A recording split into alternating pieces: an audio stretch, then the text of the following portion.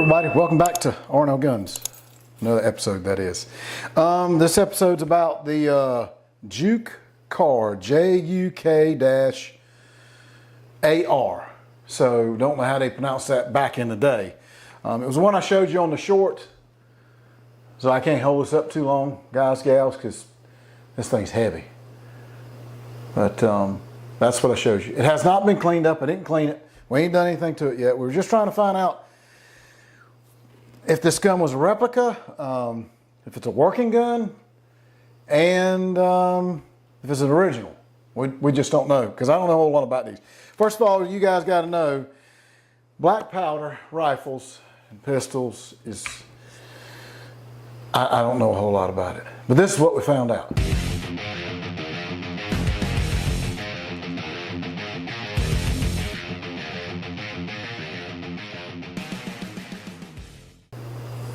Okay, I guess it is a replica. I don't think I'll be able to show you the date. Well, I'll stick it up to the camera. Let's see if maybe it'll pull it out. I'm not sure, but right in here, there is a date and it's stamped 1992. The only way I could get it out of there and somewhat read that, I got a little bit of vinegar and wiped it on there, and then I was able to see it with a magnifying glass. Big, thick magnifying glass. Okay, so that's what I was able to find out as far as the year, date, or whatever, so now I know that it's definitely a replica. So I looked at the Civil War and the Revolution and all that to see if this particular type of firearm was used in then, and I can't find anything. I will say, I live in the Raleigh-Garner area in North Carolina. If there's anybody that has a lot of knowledge on these particular firearms and so black powder, stuff like that, please reach out to me. rnlgunsandammo@gmail.com. Reach out to me. I'd love to sit down and let's do a video chat and share with me your knowledge that you know on this stuff, because I know nothing. I mean, I've grown up with firearms ever since I was little. And I can shoot just about any firearm that's out there other than black powder, because my family, none of us ever messed with it. So I don't know a whole lot about it. So it's probably going to be a little boring other than a little bit of history that I found, which is quite interesting. So first of all, I'll say, once I got to looking at the firearm a little bit, I noticed here's some character. Let me show you a couple little things. Oh, move on. Gosh, this thing is heavy, man. See this plate that's in there? All right, see how that's up? Just wasn't cut out enough in there. I took this thing off and looked, and yes, it wasn't. And then if you look at the butt, see the screws are kind of sort of not really, you know, not very pretty, you know, is what I can say as far as being put in there.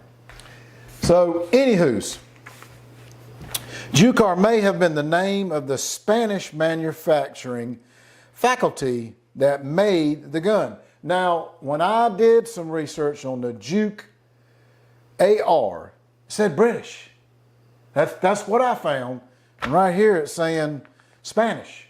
So, y'all gonna have to help me out. I don't know which one it is. British, Spanish, don't know. Again, I don't know a whole lot about this stuff.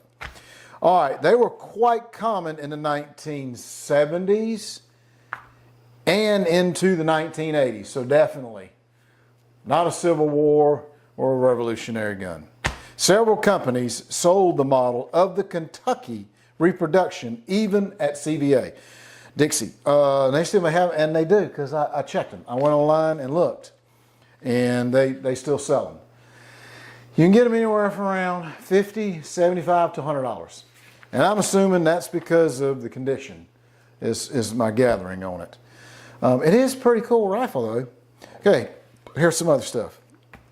The originals of the modern, British military rifle, just got through eating this, they're coming back on me, are within its predecessors of the Brown Base musket. I think it's B-E-S-S, base or Bess. Not really sure how to pronounce that. While a musket was largely inaccurate over 80 yards due to the lack of the rifling and the generous tolerance to allow the musket or to allow for muzzle loading. It was cheaper to produce and could be loaded quickly.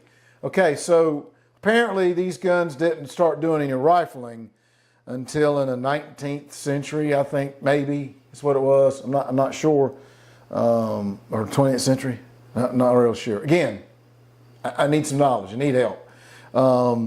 So that pretty much confuses me again, because earlier I told you Spanish, and now it comes up and says British. So that's what I was getting at. I'm confused. The use is volley or in mass firing by troops meant that rate of the fire took precedence over accuracy. So I guess you just fire as many as you can and hope I hit my target. I mean, yeah. Whoops, missed, start over again. All right, a similar tactical preference would be a factor in considerations regarding rifle design in the late 19th century and the early 20th century, when the rate of fire would be a key design consideration for British bolt action rifles. So thinking that's when they brought in the bolt action rifles was back in that time, because they skipped from the black powder all the way to this. And by the way, this one is a 45 caliber. Thought it was a 50. No, supposedly it's a 45 caliber. Beginning in the late 1830s, the superior characteristics of the new rifle caused the Britain military to phase out venerable .75 caliber, brass, bays, again BESS musket in favor of the muzzle loading rifles in similar calibers. Okay, so I guess a lot of them just changed it out, I reckon. Maybe it was that bad they just had to, I don't know, change it or something. I'm not sure. Early rifles were known non-standard and frequently used adaptations from components of the Brown Bess, again, BESS, included locks, stocks, and new rifled barrels. Okay, now earlier it said they didn't have so much of the rifle barrels until the 19th and 20th century. So again, really need some schooling on this, guys, because I'm lost. I mean, I've done a bunch of reading and I just pulled out a little bit what I could pull just to give some information about this particular firearm. It was not until the late 19th century that the rifle fully supplemented the musket as the primary weapon of the infantry or infantrymen. Infantryman. There you go. Infantryman. There you go. So that's confusing again to me, because now they're talking about the black rifle again. Or black powder again. So I'm a little confused on it. Last but not least, again, I don't know a whole lot about these things, so I didn't know what type of they got. They got a bolster. And some sort of, and a pocket and a flint. I have no idea what this is, but you can look at it. Y'all probably already know. For those out there that's a lot more experience and knowledge in these things. Okay, so let me show you this, for instance, so you see this. This is the barrel, of course, and you see that piece. It does look pressed into the barrel, right? Okay, that's what I gather that it is. I don't know. Okay. A bolster is part of a firearms breech, plugged assembly that is force-fitted into the barrel aperture, breech plug passage, and barrel recess. So that's telling me that's what this is, from what I'm gathering information to be. That's what it's saying it is. Okay, the breech is the rear opening of a firearms chamber, which is where ammunition is inserted before firing. I thought the ammunition goes through the barrel, you know, you put your powder in, and you put your wad and your projectile, and you shove it in there. Yeah, I know that part because that's what I read. But so I don't understand where you put. Maybe they're talking about a cap or something that you put. I don't know. Again, I need help, guys. The breech locks also contains the pressure created by the ignited propellant. When the breech lock is reacted, the chamber can be loaded with a cartridge. I'm confused. I don't have time, okay?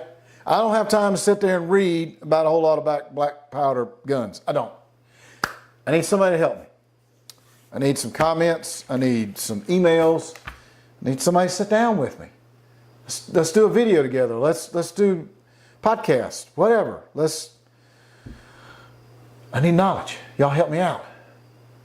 That's all we got.